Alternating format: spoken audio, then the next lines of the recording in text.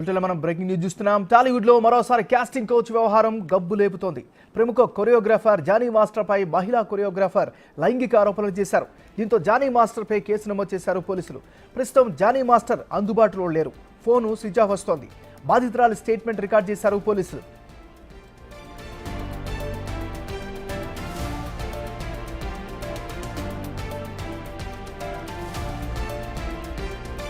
ఈ కేసులో మరో కీలక పరిణామం జరిగింది.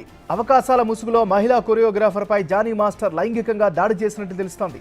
ఇటీవల ఓ సినిమాకు కొరియోగ్రాఫర్గా ఆ మహిళకు అవకాశం వచ్చింది. అయితే కొన్ని కారణాల వల్ల అదే సినిమాకి సంబంధించి జానీ మాస్టర్కు అవకాశం ఇచ్చింది ఆ చిత్ర యూనిట్. దీనిపై ఇద్దరి మధ్య గొడవ జరిగినట్లు తెలుస్తోంది.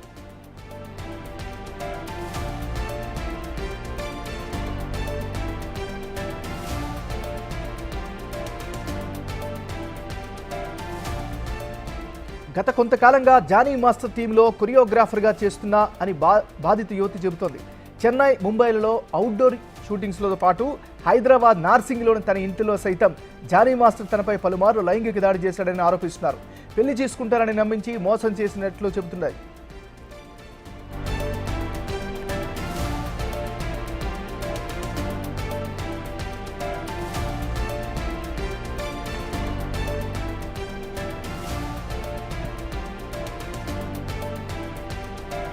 జానీ మాస్టర్ పై కేసుతో మరోసారి టాలీవుడ్లో కాస్టింగ్ కౌచ్ వ్యవహారం తెరపైకి వచ్చింది. గతంలోనూ టాలీవుడ్లో కాస్టింగ్ కౌచ్ సంచలనం సృష్టించింది. చిత్రసీమకు సంబంధించిన మహిళా నటులకు భద్రత కల్పించాలంటూ మహిళా సంఘాలు సైతం ఆందోళనకు దిగాయి. కాస్టింగ్ కౌచ్కు సంబంధించి అప్పట్లో నానా రచ్చ జరిగింది. టాలీవుడ్ మహిళలపై జరుగుతున్న లైంగిక దాడులపై సబ్ కమిటీ వేయాలని అప్పట్లోనే సర్వత్రా డిమాండ్ వినిపించింది. కానీ ఆ తర్వాత అంతా సైలెంట్ అయ్యారు. తాజాగా జానీ మాస్టర్ వ్యవహారంతో కాస్టింగ్ కౌచ్ మరోసారి హాట్ టాపిక్గా మారింది.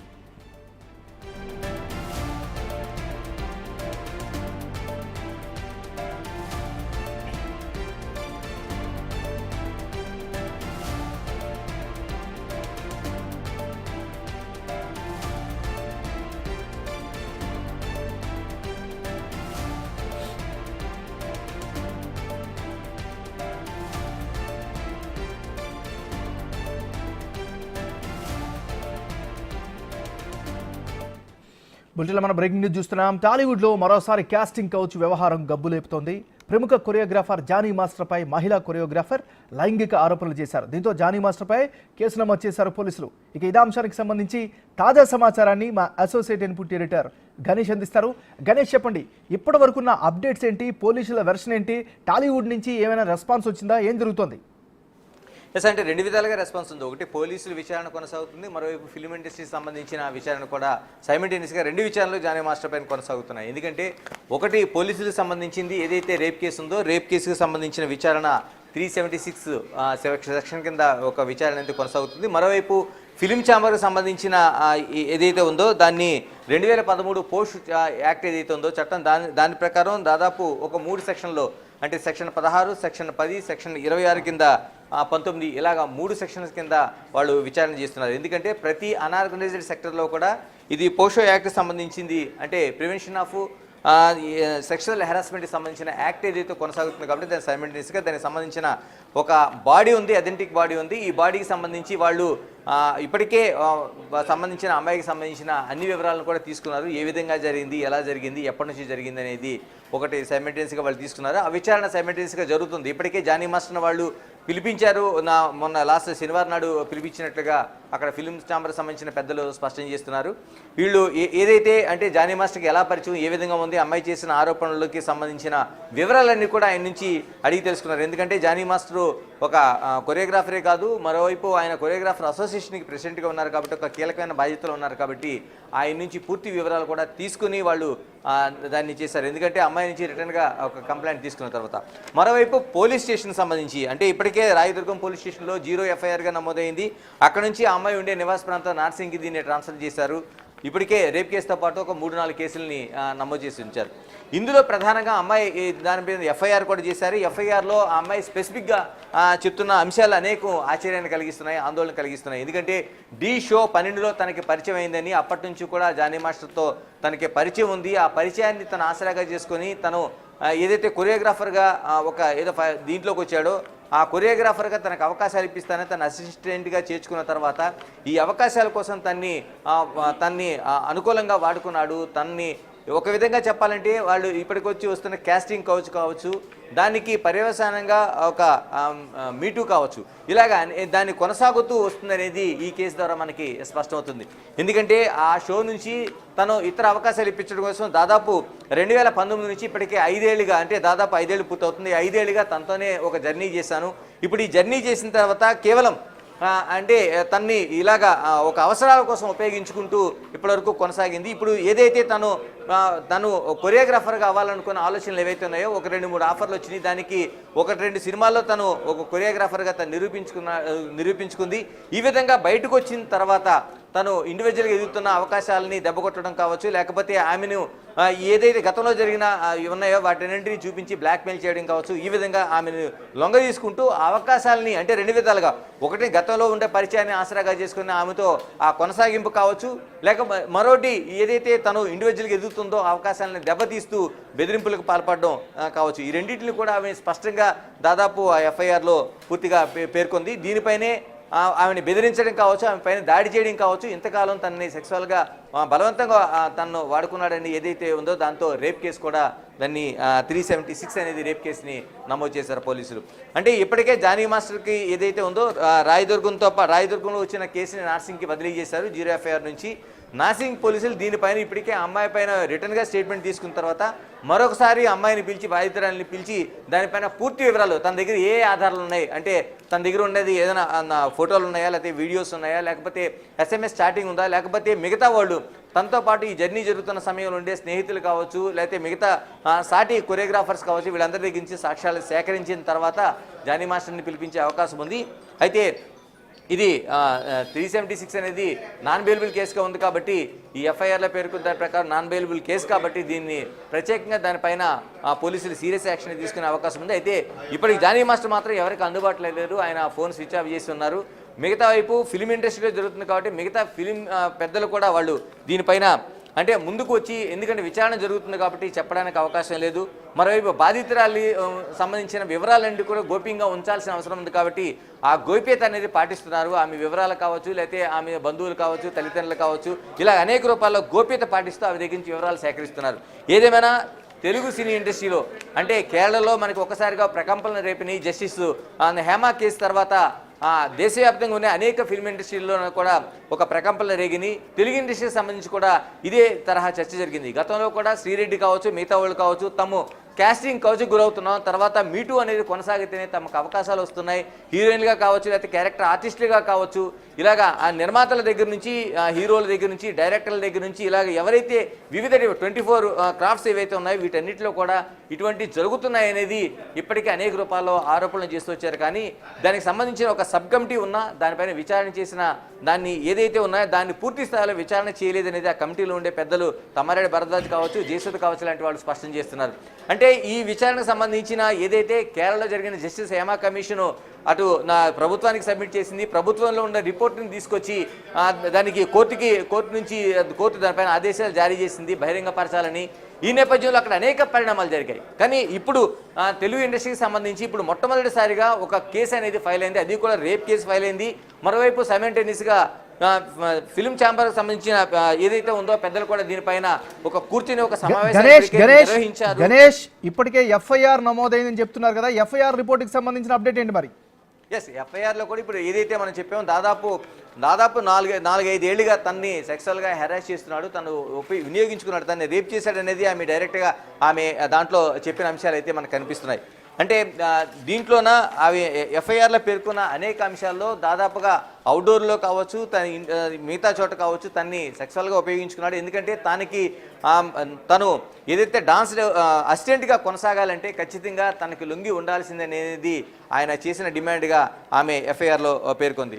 మరోవైపు మిగతా చోట్ల అంటే ఇప్పుడు ఏదైతే తాను బయటికి వెళ్ళానో, తనకు బయటికి వెళ్ళి ఇండివిజువల్గా అవకాశాలు సంపాదిస్తున్న ఈ సమయంలో కూడా తన్ని మరో విధంగా వేధిస్తున్నాడు, తనకు అవకాశాలు రాకుండా చేస్తున్నాడు, ఏదైతే తనతో ఉన్న పరిచయాలను ఆసరాగా చూపించి తనను బ్లాక్మెయిల్ చేస్తున్నాడు అనేది కీలకంగా మనకి ఎఫ్ఐఆర్ కాపీలో ఆమె పొందుపరిచింది. ఎందుకంటే ఎఫ్ఐఆర్లో వాళ్ళు పోలీసులు ఖచ్చితంగా దీనిపైన రేప్ కేసు అనేది నమోదు చేశారు. వివిధ అంశాలను పరిగణలోకి తీసుకున్న తర్వాత దీనిపైన ఏదైతే ఫస్ట్ ఇన్ఫర్మేషన్ రిపోర్ట్లోన ఉన్నదాన్ని పూర్తిగా దాన్ని మిగతా సాక్ష్యాధారాలను కావచ్చు, ఆమె దగ్గర ఉన్న సాక్ష్యాలను కావచ్చు, మిగతా అంశాలను పరిశీలించిన తర్వాత దీనిపైన ఏ విధంగా ఈ రూటు మారుతుందనేది చూడాల్సిన అంశంగా కనిపిస్తోంది. మరోవైపు బాధితురాలకు సంబంధించింది ఇప్పటికే అక్కడ ఉండే గ్రౌండ్ లెవెల్లో ఏదైతే నార్సింగ్ పోలీస్ స్టేషన్లో సంబంధించి ఆమెకు ఇప్పటికే కబురు పంపించారు. ఎందుకంటే ఈ 2 రోజులు హడావిడి ఉంటుంది కాబట్టి, వినాయక నిమజ్జనానికి సంబంధించిన హడావిడి ఉంది కాబట్టి ఈరోజు ఆమెను వచ్చి పిలిపించి విచారణ చేస్తారా, లేకపోతే ఈ 2 రోజులు రేపు శోభాయాత్ర పూర్తి అయిన తర్వాత ఆమె దగ్గర కూర్చొని నార్సింగ్ పోలీసులు ఈ విచారణ చేస్తారని చూడాల్సిన అంశంగా కనిపిస్తుంది. ఏదేమైనా ఈ రేప్ కేసు దాంట్లో ఫిల్మ్ ఇండస్ట్రీలో ఒక్కసారిగా ప్రకంపనలు రేగుతున్నాయి. ఎందుకంటే ఇప్పటివరకు కాస్టింగ్ కౌచ్ అనేది లేకపోతే మీటూ అనేది అంతర్లేనిగా కొనసాగుతుంది కాబట్టి ఎవరో మాకు ఫిర్యాదు చేయలేదు, లిఖితపూర్వకంగా ఫిర్యాదు రాలేదు, ఎవరికైనా బయటకు వస్తే న్యాయం చేస్తామని ఫిలిం ఛాంబర్కి సంబంధించిన అనేక మంది చెప్తూ వచ్చారు. ఎందుకంటే దానికి సంబంధించింది ఏదైతే మాకు ఎవరైనా వచ్చి ఫిర్యాదు చేస్తే తప్ప చేయలేమని. ఇప్పుడు ఈ ఫిర్యాదు వచ్చింది, పోలీస్ స్టేషన్లో ఫిర్యాదు నమోదైంది. మరోవైపు ఏదైతే సెక్సువల్ హెరాస్మెంట్ ఏదైతే ఉందో దానిపైన యాంకర్ మరోవైపు సినీ యాక్టర్ ఝాన్సీ దీనికి కన్వీనర్గా ఉన్నారో ఆమె కూడా సైమల్టేనియస్గా విచారణ చేస్తున్నట్టుగా బిగ్ టీవీ కూడా స్పష్టం చేశారు. ఏదేమైనా 2 విచారణలు కొనసాగడంతో పాటు ఆ బాధితురాలకి ఎటువంటి న్యాయం జరుగుతుందనేది, మరోవైపు కాస్టింగ్ కావచ్చు, మరోవైపు మీటూ అనేది తెలుగు ఇండస్ట్రీలో ఏ స్థాయిలో పాతుకుపోయింది అనేది కూడా మనకి ఎఫ్ఐఆర్, మరోవైపు ఆమె చేసిన ఫిర్యాదు, ఫిల్మ్ ఛాంబర్ చేస్తున్న విచారణ ద్వారా మనకి స్పష్టమవుతోంది. గణేష్, ఒక విషయం చెప్పండి. కేరళలో ఇదే తరహా విషయం పెద్ద దుమారాన్ని రేపింది. అక్కడ కీలకమైనటువంటి నటులు వాళ్ళందరూ కూడా సపోర్ట్ ఇచ్చారు, అమ్మ నుంచి బయటకు వచ్చారు, అంటే ఒక రకమైనటువంటి ఇండికేషన్ ఇచ్చారు. మరి ఇప్పుడు కంప్లైంట్ వరకు వెళ్ళింది, టాలీవుడ్ ఏ విధంగా రెస్పాన్స్ అయ్యే అవకాశం ఉంది మరి? ఎస్, అంటే దీనికి సంబంధించి ఇప్పటికే ఏదైతే ఇంతకుముందు ఫిర్యాదులు లేవు కాబట్టి బాధితులు ఎవరైతే ఉన్నారో లిఖితపూర్వకంగా ఇవ్వడంతో పాటు వాళ్ళు దాన్ని స్టాండ్ అవ్వలేదనేది ఇప్పటివరకు తెలుగు ఫిల్మ్ ఇండస్ట్రీ మనకి చెప్తున్నది. అటు మా నుంచి కూడా ఎటువంటి ఫిర్యాదులు లేవు, మిగతా 24 క్రాఫ్ట్స్ నుంచి కూడా ఫిల్మ్ ఇండస్ట్రీకి సంబంధించి ఫిల్మ్ ఛాంబర్కి కంప్లైంట్ లేవనేది. కానీ ఇది వచ్చిన మొట్టమొదటి కంప్లైంట్. కాకపోతే ఇందులో ఉన్నది వీళ్ళు విచారణ చేసిన తర్వాత ఏదైతే 2013లో వచ్చిన పోస్ట్ చట్టం ఏదైతుందో దీని ప్రకారం వీళ్ళు విచారణ చేస్తారు. ఇప్పటికే 3 సెక్షన్ల ద్వారా విచారణ జరుగుతుందని చెప్తున్నారు. ఒకటి సెక్షన్ 19, సెక్షన్ 10, సెక్షన్ 26. అంటే 26 ప్రకారం ఏం జరిగింది, ఘటన ఏం జరిగిందని తెలుసుకోవడంతో పాటు ఆమెకి ఏ విధంగా అవకాశాలు లేకుండా చేస్తున్నారనేది ఒకటైతే, సెక్షన్ 10 ప్రకారం ఆవిడ దగ్గర ఉన్న ఆధారాలు ఏంటి, ఏ విధమైన ఆధారాలు ఉన్నాయి ఆవిడ దగ్గర, అతను నన్ను సెక్సువల్ హెరాస్మెంట్ చేశాడంటుందో ఎటువంటి ఆధారాలన్నీ కూడా ఈ ఆధారాలన్నీ తీసుకునే అవకాశం ఉంది. మరోవైపు సెక్షన్ 19 ఇందులో స్పెసిఫిక్గా మనకి పోస్ట్ చట్టంలో మనకి స్పష్టం చేస్తున్నది ఏదైనా ఇటువంటి అంటే తను సెక్సువల్ హెరాస్మెంట్ కాదు, సెక్సువల్గా వినియోగించుకున్నారని ఏదైతే ఒక మాట ఉందో దీని ప్రకారం పోలీస్ స్టేషన్లో ఫిర్యాదు చేయించాల్సిన అవసరం ఉంది. అందుకే సెక్షన్ 19 ప్రకారం వీళ్ళు పోలీస్ స్టేషన్లో కేసు నమోదు అవడానికి ఫిలిం ఛాంబరే ఇప్పుడు కారణమైంది. వాళ్ళు ఏదైతే పోస్ట్ చట్టం ప్రకారం వాళ్ళందరూ దాన్ని వాళ్ళు అమ్మాయిని తీసుకెళ్లారు. అయితే ఇది 90 రోజుల సంబంధించిన ఒక ఇది కాబట్టి 90 రోజుల్లో ఈ విచారణ జరుగుతుంది. 90 రోజుల్లో క్లియర్ కట్గా ఆ అమ్మాయికి తీసుకున్న కంప్లైంట్ విచారించడంతో పాటు అవతల వ్యక్తిపైన ఎటువంటి యాక్షన్ తీసుకోవాలనేది ఖచ్చితంగా 90 రోజుల్లో పూర్తి కావాల్సిన అవసరం అయితే ఉంది. Right, thank you Ganesh. Choreographer Jani మాస్టర్పై మహిళా కొరియోగ్రాఫర్ లైంగిక ఆరోపణలు చేశారు. దీంతో జానీ మాస్టర్పై కేసు నమోదు చేశారు పోలీసులు. ప్రస్తుతం నార్సింగి పోలీస్ స్టేషన్ దగ్గర మా రిపోర్టర్ రానా లైవ్లో సిద్ధంగా ఉన్నారు.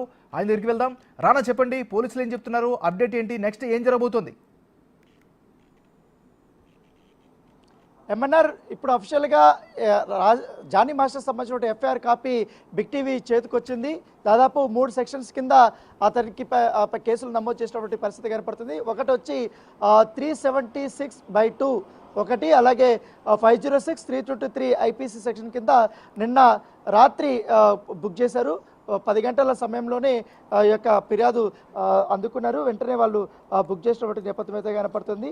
దీంట్లో చాలా క్లియర్గా కూడా జానీ మాస్టర్ పైన A1గా కూడా వాళ్ళు పెట్టారు. అయితే ఎవరైతే ఇప్పుడు కొరియోగ్రాఫరు అసిస్టెంట్గా జానీ మాస్టర్ వద్ద పనిచేసిందో ఆ వ్యక్తి పలు ఆరోపణలు చేసింది. దాంట్లో చాలా స్పష్టంగా ఉన్నటువంటి పరిస్థితి కనపడుతుంది. ఎందుకంటే ఎప్పుడైతే D2 జరిగేటప్పుడు శివ D2లో కంటెస్టెంట్గా ఎలక్ట్ అయినప్పుడు తనకు అప్పుడు చేసిన సమయంలో కొంతమంది పరిచయం అయినప్పుడు జానీ మాస్టర్కి పరిచయం చేశారంటూ కూడా దీంట్లో చాలా క్లియర్గా కూడా రాసింది. దాంతోపాటు D12 రాసినప్పుడు she got introduce to Jani master అంటూ she got call from Jani master to assistant choreographer అంటూ కూడా దీంట్లో రాశారు.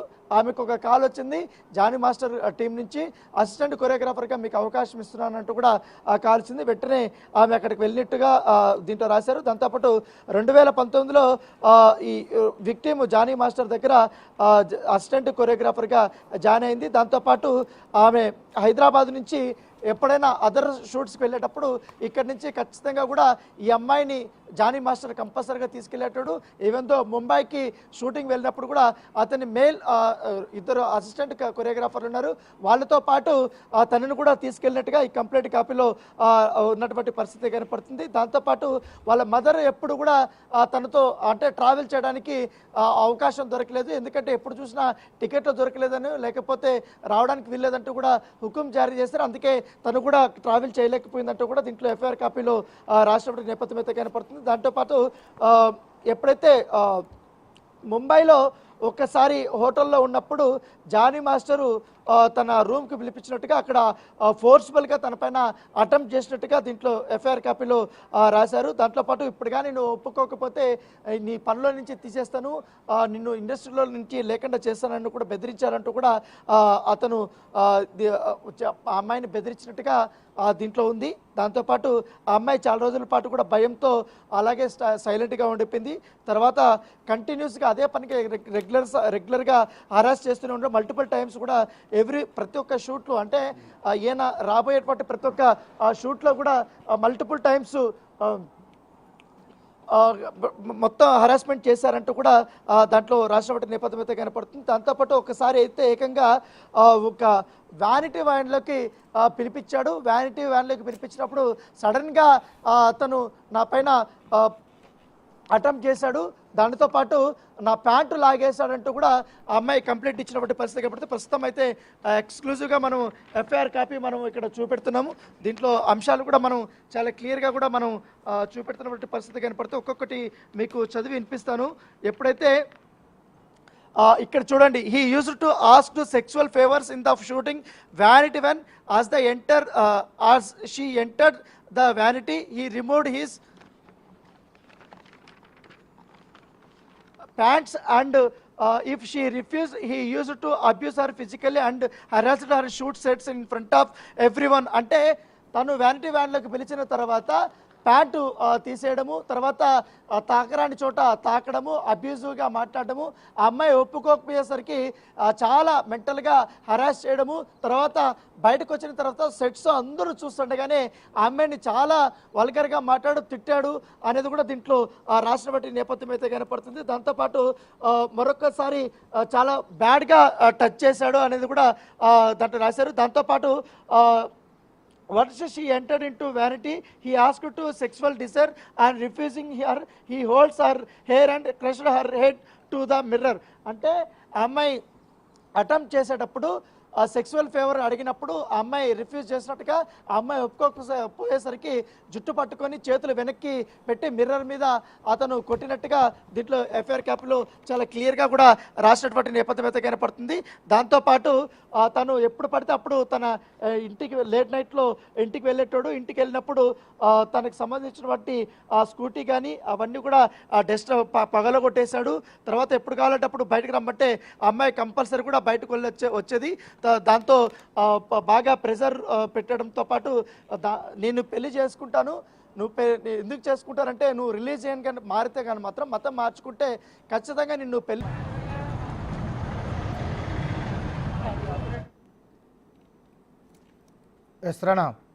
ఉమెన్ వర్క్ అని individually he along with his wife అంటూ అంటే అమ్మాయి ఇండివిజువల్గా కొరియోగ్రాఫ్ చేయడం స్టార్ట్ చేసింది. ఎందుకంటే D12లోను డీలో కూడా మంచి పేరు ప్రఖ్యాతి సంపాదించుకుంది కాబట్టి అమ్మాయి స్కిల్స్ మెచ్చుకొని కొన్ని సినిమాల్లో అవకాశం ఇచ్చినట్టుగా దాని ద్వారా కూడా ఆ అమ్మాయి అలా ప్రూవ్ చేసుకున్నట్టుగా దీంట్లో చాలా స్పష్టంగా ఉంది. దాంతోపాటు కొన్ని పార్సల్స్ కూడా అతను పంపించడము, తర్వాత కొన్ని టెంపుల్స్కి అంతా కూడా తీసుకెళ్ళినట్టుగా దీంట్లో రాసినటువంటి పరిస్థితి కనపడుతుంది. దాంతోపాటు పెళ్లి చేసుకుంటానని మోసం చేశాడు అని కూడా చెప్పాను. లేకపోతే పెళ్లి చేసుకోకపోతే నేను ఈ ఇండస్ట్రీలోనే ఉండను, పైగా ఇండస్ట్రీలో నుంచి కూడా నేను బయటకు పంపించేస్తానంటూ కూడా అతను థ్రెటనింగ్ చేసినట్టుగా దాంట్లో ఉంది. దాంతోపాటు 28/08/24 అంటే లాస్ట్ మంత్ ఆ అమ్మాయికి ఒక కాల్ వచ్చినట్టుగా తెలిసింది, ఒక పార్సల్ వచ్చినట్టుగా తెలిసింది. ఆ డోర్ ముందు వితౌట్ పేరుతో అక్కడ పెట్టేసి వెళ్ళిపోయినట్టుగా తెలిసింది. దాంట్లో ఒక లెటర్ ఉంటుంది, congratulations for son but be very careful అని కూడా దాంట్లో రాశారనేసి కూడా ఉంది. దాంట్లో పాటు most of the shoots they are hiring the victim but within some time of work she getting the call and they informed that are going to someone else out of the victim woman. అంటే చాలాసార్లు నువ్వు ఈ సాంగ్లో పని చేయాలి, నీతో పని ఉంది, నువ్వు కంపల్సరీ రావాలి పలానా రోజు అనేసి కూడా ఫోన్ వస్తుంది. కాకపోతే అక్కడికి వెళ్తే మాత్రం వేరే వాళ్ళతో ఆ పని చేయించుకుంటున్నట్టుగా దీంట్లో చాలా క్లియర్గా కూడా రాసినటువంటి పరిస్థితి కనపడుతుంది. దాంతోపాటు ఇప్పుడు చాలా వరకు కూడా నన్ను బోల్డ్ సార్లు ఇట్లా ఫిజికల్గా కూడా మెంటల్గా కూడా లైంగికంగా అనేక రకాలుగా కూడా నన్ను వాడుకోవడమే కాకుండా నన్ను పెళ్లి చేసుకుంటారని చెప్పి బెదిరించడమే కాకుండా మతం మారడమే కాకుండా సినిమా ఇండస్ట్రీ నుంచి నన్ను బయట పంపిస్తారని చెప్పడమే కాకుండా అనేక రకాలుగా కూడా నన్ను వాడుకొని ఇప్పుడు బెదిరించాడు. కాబట్టి కంపల్సరీ అతని పైన చర్యలు తీసుకోవాలంటూ కూడా విక్టిమ్ రాసింది. దీనిపైన ఎఫ్ఐఆర్ నమోదైంది. ఇప్పుడు దీనిపైన దర్యాప్తు చేసినటువంటి పరిస్థితి అయితే కనపడుతుంది. Right, thank you Rana.